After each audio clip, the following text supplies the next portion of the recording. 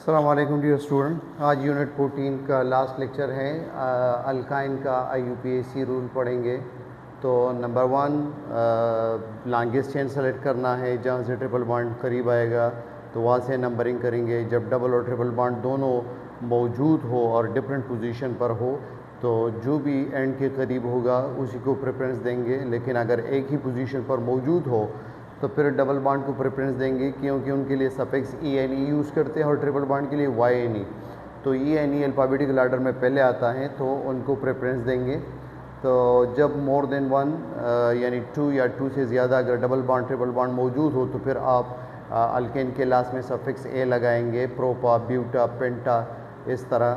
और जब आपके पास ये double bond triple bond more than 1 हो, उनके लिए स्टार्ट में जो है उनके प्रीफिक्स डाइयन, ट्राइयन, डाइइन, ट्राइइन, टेट्रीन, इसी तरह ये जो है उनके लिए प्रीफिक्स यूज़ करेंगे। डिजिट्स के बीच में कामा और अल्फ़ाबेट्स और डिजिट्स के बीच में हाइफन। तो ये एग्जांपल से आपके डायरेक्ट मेमोराइज हो जाएंगे। ये आपके पास एक लॉन्गेस्ट चेन है तो इस साइड पर ब्रांच करीब आ रहा है। अगर ये अल्केन होता तो हम इस साइड को प्रेफरेंस देते, लेकिन उस साइड से ट्रिपल बॉन्ड करीब आ रहा है तो हम उस साइड से नंबरिंग करेंगे। तो आपके पास 7 टोटल 8 कार्बन है। ये आपके पास लॉन्गेस्ट चेन हुआ। ये A7 पर मिथाइल ग्रुप मौजूद है तो 7 मिथाइल, और 3 पर जो है आपके पास ट्रिपल बॉन्ड मौजूद है तो 3 ऑक्टाइन, या इस तरह भी कर सकते हैं कि 7 मिथाइल ऑक्ट 3N, या आइन भी पढ़ते हैं, या 3N। तो ये आपके पास टोटल 8 कार्बन ऑक्ट, 7 पर मिथाइल लगा है और 3N, 3 पर ट्रिपल बॉन्ड है। इनको देखिए, ये आपके पास लॉन्गेस्ट चेन। लाजिमी नहीं है कि हर वक्त स्ट्रेट जो है आपके पास आ जाए, ये भी कंफ्यूजिंग हो सकता है कि आपको इस तरह दे दे। सपोज़ यहाँ पर है C7H 15 और ये, तो इनको आप ना देंगे कि ये आपके पास जो है ये लॉन्गेस्ट चेन नहीं है, अभी ये गलत होगा। यहाँ पर 7 कार्बन मौजूद है, उनको फन फॉर्म में लिख दे या सिर्फ इसी तरह काउंट कर लें तो आपके पास लॉन्गेस्ट चेन इस साइड पर होगा। ये वाला जो है गलत है। तो इनको भी देखिए कि नंबर ऑफ़ कार्बन कितने हैं, वो आपको ब्रांच नज़र आएगा लेकिन असल में वो लॉन्गेस्ट चेन होगा। तो ये आपके पास यहाँ पर ट्रिपल बॉन्ड करीब है और यहाँ से ब्रांच को हम इनको प्रेफरेंस देंगे। यहाँ से टोटल 4 कार्बन, 3 पर मिथाइल ग्रुप लगा हुआ है, 3 मिथाइल 1 ब्यूटाइन, या 3 मिथाइल ब्यूट 1N, ये भी कर सकते हैं। तो ये एक और एग्जांपल, ये आपके पास लॉन्गेस्ट चेन हुआ और यहाँ पर जो है क्लोरीन और यहाँ पर भी क्लोरीन मौजूद है। तो अगर एक क्लोरीन ना होता तो हम फिर एक साइड को प्रेफरेंस दे सकते थे ब्रांच की वजह से, क्योंकि ट्रिपल बॉन्ड दोनों साइड से नंबर 2 पे आ रहा है, लेकिन दोनों साइड से सेम क्लोरीन भी मौजूद है। तो इनको पहले सब्स्टिट्यूएंट को नाम देते हैं 1,4-डाइक्लोरो, और आपके पास 2 पर जो है ट्रिपल बॉन्ड मौजूद है तो ये आपके पास 2 ब्यूटाइन, या इनके बजाय आप ब्यूट यहाँ पे लगा दो 2N, ये लास्ट में कर दें। इनको देखिए, ये आपके पास लॉन्गेस्ट चेन 6 कार्बन का, आप जो है यहाँ पर डबल बॉन्ड पहले आ रहा है और यहाँ से जो है ये आपके पास सेकंड कार्बन पर ट्रिपल बॉन्ड आ रहा है और वहाँ से भी सेकंड कार्बन पर डबल बॉन्ड। तो डबल बॉन्ड ENE उनके लिए सफिक्स यूज़ करते हैं और इनके लिए YNE। तो अल्फ़ाबेटिकल आर्डर में E पहले है तो इसलिए उनको प्रेफरेंस दे दिया। अगर ये मुख्तलिफ पोजीशन पर होते तो जो भी पहले आता उनको काउंट कर लेते, उसी तरह उसी साइड से जो है नंबरिंग कर लेते हैं। अब जो है यहाँ पर ये आपके पास ये ब्रांच है 2 मिथाइल और ये हेक्स 2इन 4N। आपके पास सेकंड कार्बन पर मिथाइल ब्रांच लगा हुआ है, टोटल जो है 6 कार्बन है और सेकंड कार्बन पर डबल बॉन्ड है और 4 पर आपके पास ट्रिपल बॉन्ड मौजूद हैं। तो इसी तरह दोनों भी कंबाइन आ सकते हैं, डबल और ट्रिपल बॉन्ड एक ही चेन में। इनके अलावा जो हमारे पास यहाँ पर 1 2 3 4, तो 1 2 3 4 यहाँ, और ये साइड पर भी 4 आ रहा है, लेकिन उस साइड पर हम क्यों गए कि वहाँ पर ब्रोमीन मौजूद है। तो आपके पास ये जो है ये ब्रांचेज रह जाएगी, और ये आपके पास जो है लॉन्गेस्ट चेन इस साइड पर है।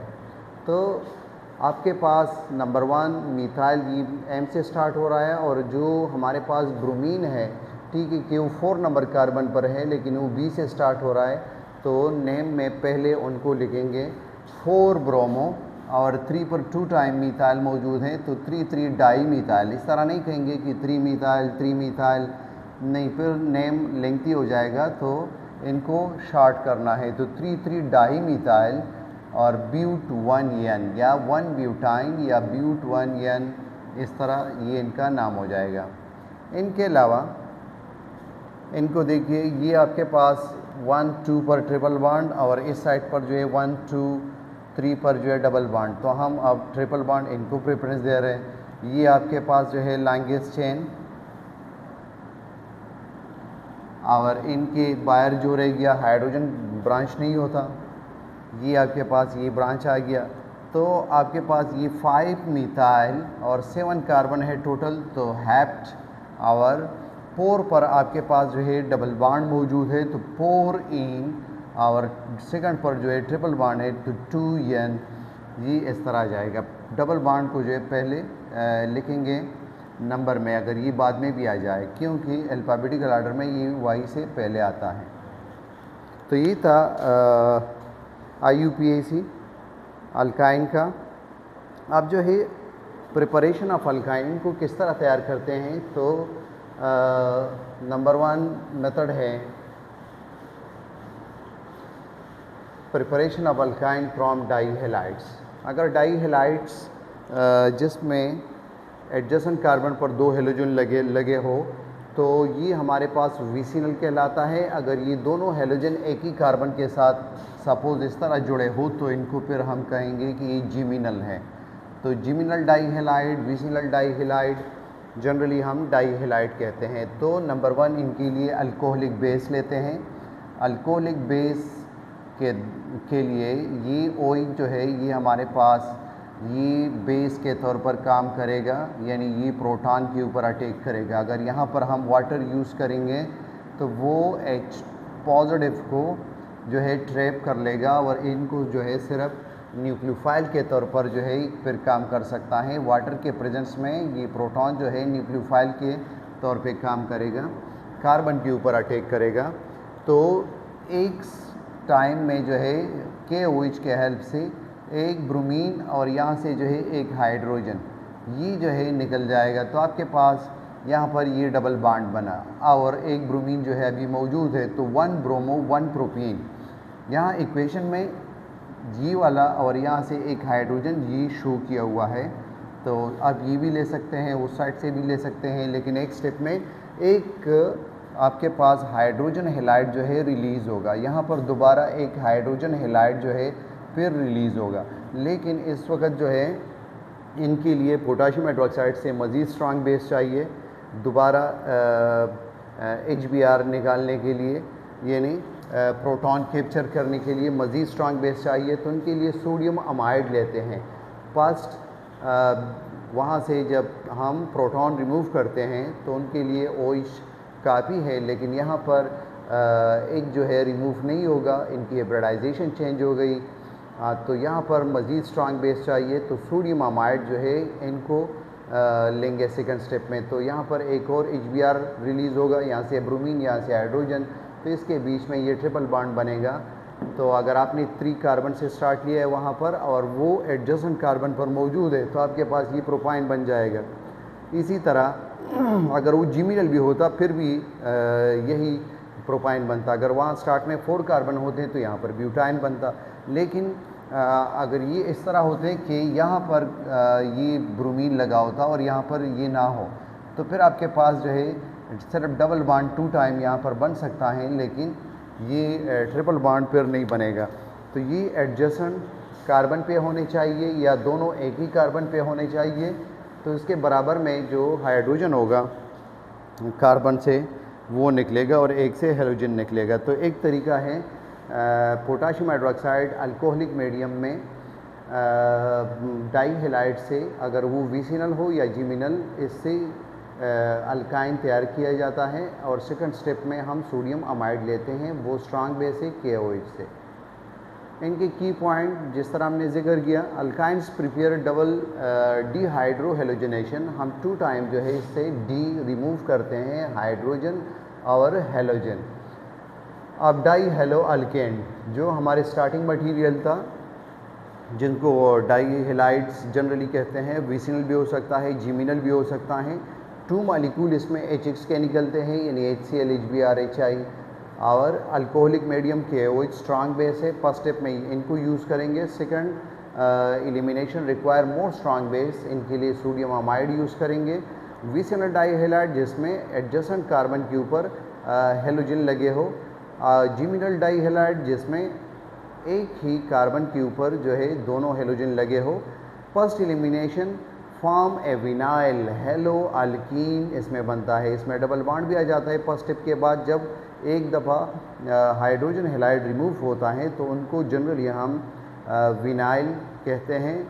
हेलो अल्कीन यानी उसमें डबल बॉन्ड भी है और एक हेलोजन भी अभी लगा हुआ है, तो ये एक इंटरमीडिएट के तौर पे काम करता है। और जब सोडियम अमाइड इनके साथ रिएक्शन करेगा, दूसरा HX से रिमूव करेगा, तो इनके बीच में जो है ट्रिपल बॉन्ड बनेंगे। इनके लिए हीट रिक्वायर है जब भी एलिमिनेशन होगी। सब्स्टिट्यूशन और एलिमिनेशन में यही डिफरेंस है कि यहाँ पर अगर टेम्परेचर अपने एरो के ऊपर 50 से ग्रेटर देगा तो समझ जाइए कि इसमें एलिमिनेशन रिएक्शन होगी। कार्बन स्केलेटन बाकी जो है उसमें कोई चेंज नहीं आएगी। जो आपके पास 3 कार्बन 4 कार्बन जितने भी कार्बन हैं उसका चेन वही रहेगा, सिर्फ डबल बॉन्ड और फिर ट्रिपल बॉन्ड की फॉर्मेशन होगी। Terminal and internal alkynes can be prepare depending on the starting di halides. आपके पास हेलोजन की पोजीशन के ऊपर डिपेंड करेगा कि आपके पास टर्मिनल अल्काइन बनेगा या इंटरनल अल्काइन, यानी नॉन टर्मिनल ट्रिपल बॉन्ड बीच में भी हो सकता है, फर्स्ट कार्बन के ऊपर भी हो सकता है। तो हेलोजन के पोजीशन के ऊपर डिपेंड होगा। तो स्टार्टिंग मटेरियल हम विसिनल जिमिनल दोनों किसी को भी ले सकते हैं। Reaction type double dehydro halogenation और इसको डबल बीटा एलिमिनेशन कहा जाता है। जहाँ पर हेलोजन लगा हुआ है इसकी लिहाज से यहाँ पर जो हाइड्रोजन है ये बीटा है और ये खुद अल्फ़ा, और इसके रिस्पेक्ट में ये अल्फ़ा और इसके बराबर में जो है ये बीटा, यहाँ पर जो हाइड्रोजन होगा ये बीटा कार्बन और ये बीटा हाइड्रोजन। तो यहाँ पर अगर एक और लगा हो तो इनको भी फिर बीटा कार्बन और बीटा हाइड्रोजन कहेंगे। और फिर इसमें सेटिज़िप रूल अप्लाई करेंगे कि हाइड्रोजन कहाँ से निकालना है। एक और प्रिपरेशन मेथड है कि टेट्राहेलाइड से अगर हम सिर्फ हेलोजन को रिमूव करें तो इससे भी अल्काइन बन सकता है। आपके पास ये एक स्टेप में ये 2 ब्रोमीन जो है जिंक के साथ मिलकर ZnBr2 जिंक ब्रोमाइड बनाएंगे। फिर एक और स्टेप में फिर जिंक जो है अल्कोहलिक मीडियम में फिर जो है यहाँ से 2 ब्रोमीन रिमूव होंगे, तो एक के बदले यहाँ पर जो है डबल बॉन्ड, फिर जो है यहाँ पर बॉन्ड बनेगा, तो आपके पास ये ट्रिपल बॉन्ड, इसमें एक सिग्मा और 2 पाई बॉन्ड जो है मौजूद होंगे। तो ये अल्काइन का जब ये भी याद रखें कि जब हाइड्रोजन और हेलोजन को रिमूव करना है तो MCQ आ सकता है, उसके लिए क्या यूज़ करते हैं, तो अल्कोहलिक पोटाशियम हाइड्रोक्साइड। हेलोजन को जब रिमूव करते हैं तो उनके लिए zinc dust, zinc powder form में होगा, तो ये यूज़ किया जाता है। और जिंक यहाँ पर किस चीज़ के तौर पे काम कर रहा है, एज ए रिड्यूसिंग एजेंट। क्यों? इसलिए कि जिंक की ऑक्सीडेशन स्टेट यहाँ पर जो है 0 है और यहाँ पर ये +2 में आ गया और ये है -2, तो ये रिड्यूस हुआ, खुद ऑक्सीडाइज हुआ और रिड्यूसिंग एजेंट के तौर पर इस्तेमाल हुआ यहाँ पर।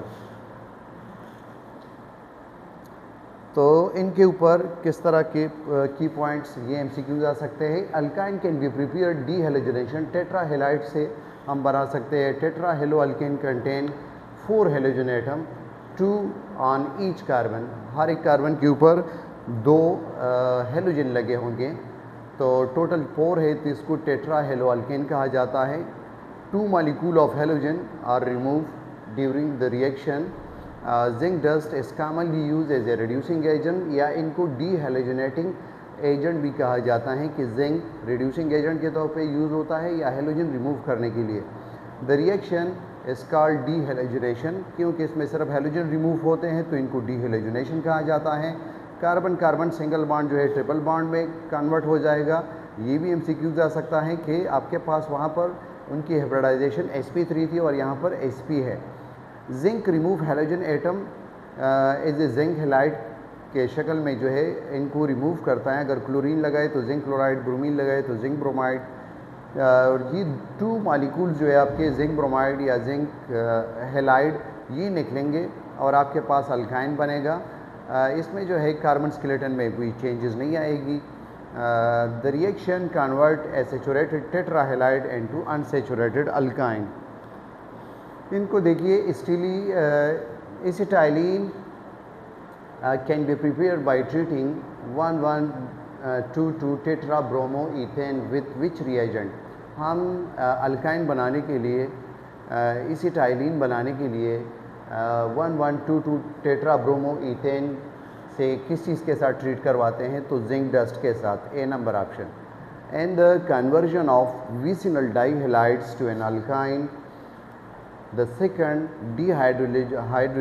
hydrohalonation step, removal of the vinylic hydrogen, require which reagent? पहली दफ़ा जब हम विसिनल डाइहेलाइड से हाइड्रोजन को रिमूव करते हैं तो उनके लिए पोटाशियम हाइड्रोक्साइड को यूज़ करते हैं अल्कोहलिक मीडियम में।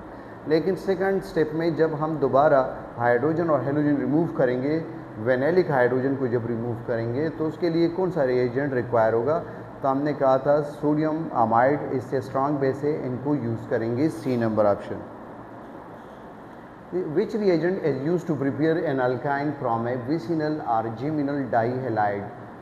तो कौन से रिएजेंट को यूज़ करते हैं? तो alcoholic potassium hydroxide.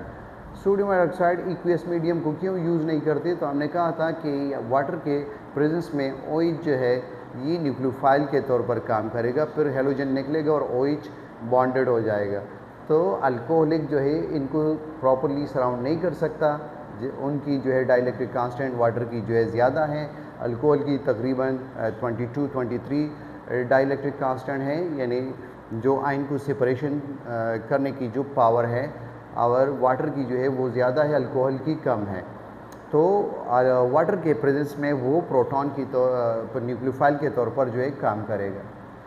Preparation of alkyne from tetrahalide by the treatment with zinc dust proceed through which type of reaction? जब हम अल्काइन की तैयारी करते हैं टेट्राहेलाइड से तो जिंक जो है इनके साथ ट्रीट किया जाता है, ये किस टाइप ऑफ रिएक्शन को जो है प्रोसीड करता है?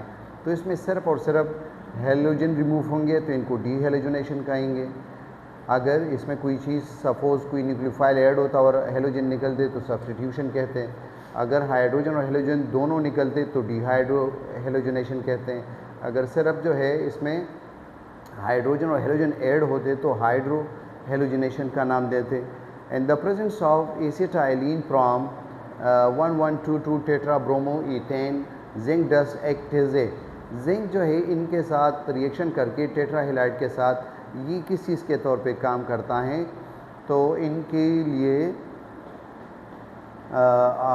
ये आपके पास ऑक्सीडाइजिंग एजेंट, डी हेलोजनेटिंग एजेंट इनके तौर पर जो है ये काम करता है, क्योंकि हेलोजन रिमूव करता है, या इनके जगह रिड्यूसिंग एजेंट भी आ सकता है, रिड्यूसिंग एजेंट के तौर पर ये काम करता है।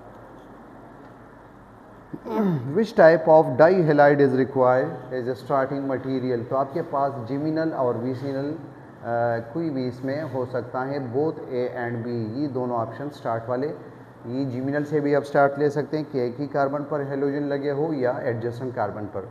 Preparation of alkyne from tetrahalide require how many molecules of hydrogen halide to be eliminated? कितने मॉलिक्यूल HR के जो है HX के रिमूव होंगे? तो पहले पोटाशियम हाइड्रोक्साइड और अल्कोहलिक मीडियम, एक हाइड्रोजन हेलाइड वहाँ पर रिमूव होगा। सेकंड स्टेप में सोडियम अमाइड यूज़ करेंगे, फिर वहाँ पर दोबारा HX का एक और मॉलिक्यूल, तो बी ऑप्शन 2 मॉलिक्यूल इसमें रिलीज़ होंगे। अल्काइन जो है एसिडिटी शो करता है। क्यों?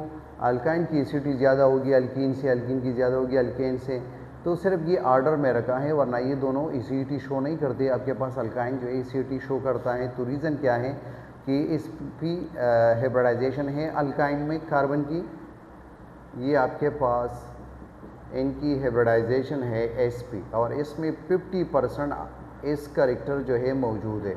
और इस करेक्टर मीन कि इसकी कंट्रीब्यूशन ज़्यादा है और इस जो है न्यूक्लियस के करीब हैं, ये इलेक्ट्रॉनिक क्लाउड को जो है वो ज़्यादा जो है अट्रैक्ट करेगा अपनी जानिब। तो ये हमारे पास H पॉजिटिव की शक्ल में जो है निकल सकता है, लेकिन इनके लिए एक स्ट्रॉन्ग बेस की ज़रूरत है।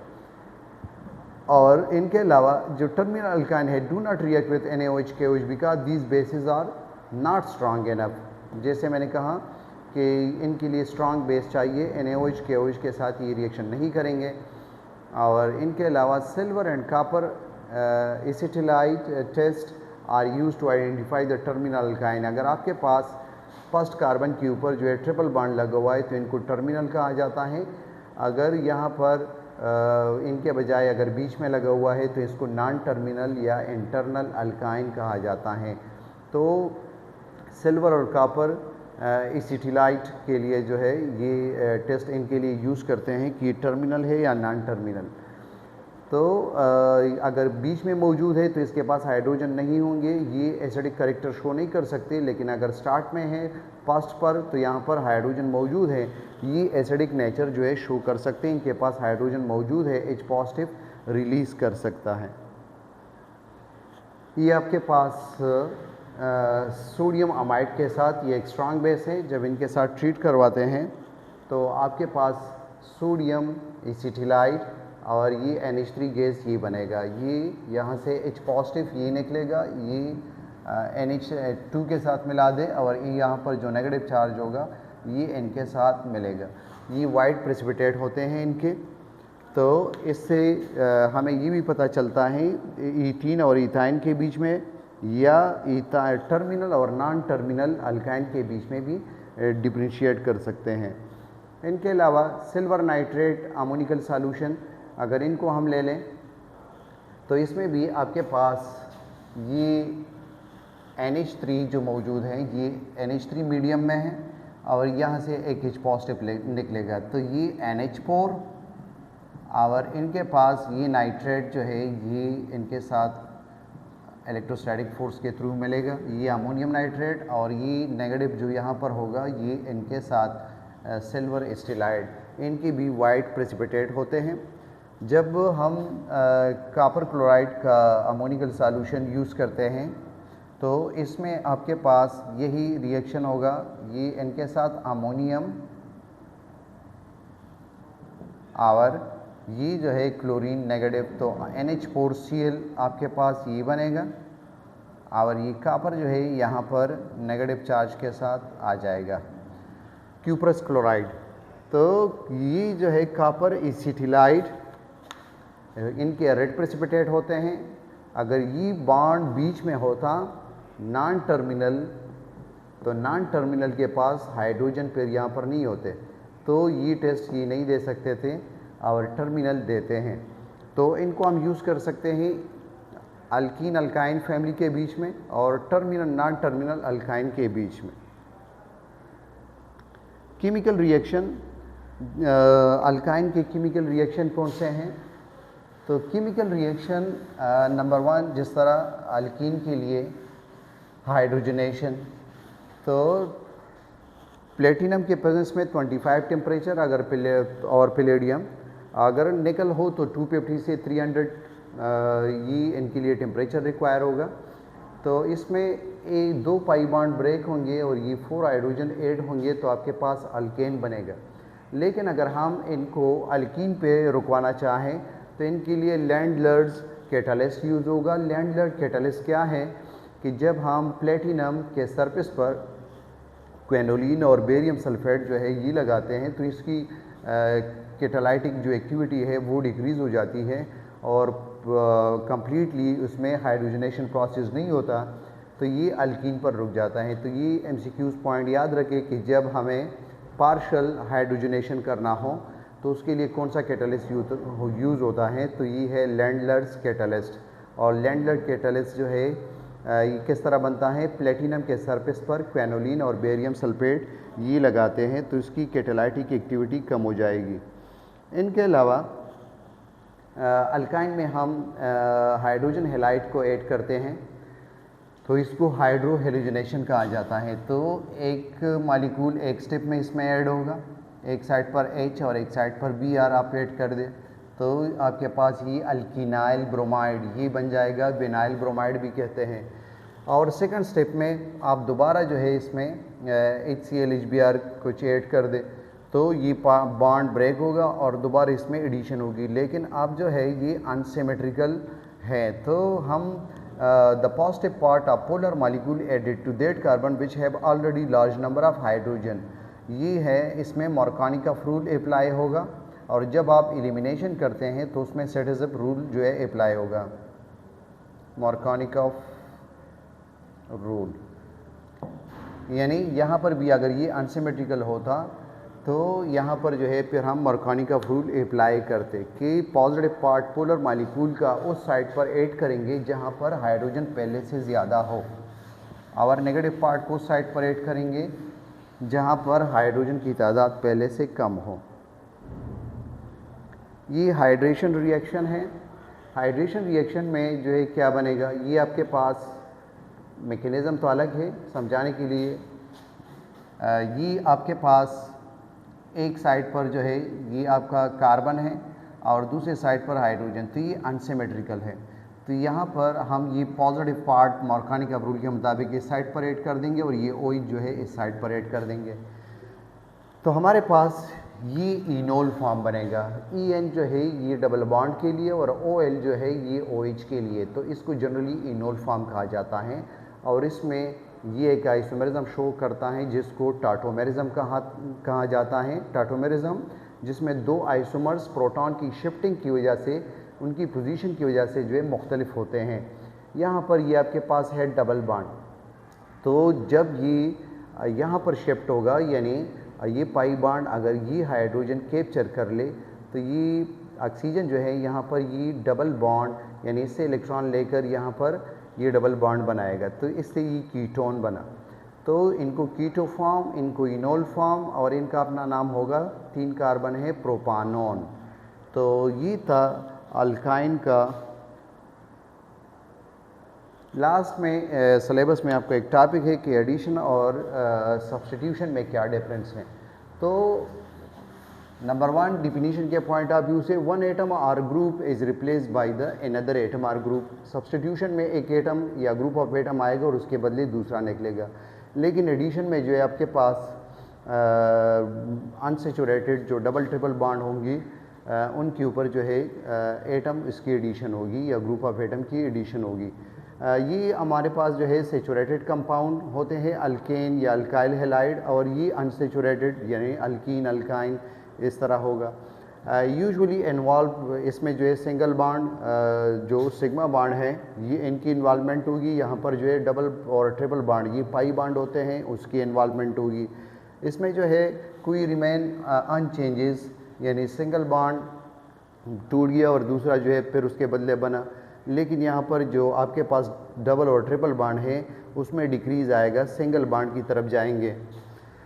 यहाँ पर आपके पास one product is form by the replacement of an atom और ग्रुप, एक ही एटम जो है रिप्लेस होगा और उसके बदले जो है आपका प्रोडक्ट बन जाता है। जैसे क्लोरीन यहाँ पर आएगा और इसके बदले हाइड्रोजन निकलेगा UV के प्रेजेंस में HCl और ये मिथाइल क्लोराइड ये बनेगा।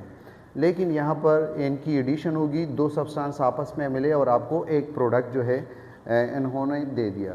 तो ये एडिशन और सब्स्टिट्यूशन में डिफरेंस है। ये था यूनिट 14। इंशाल्लाह नेक्स्ट टाइम यूनिट 15 स्टार्ट करेंगे अल्काइल हैलाइड का। Thank you.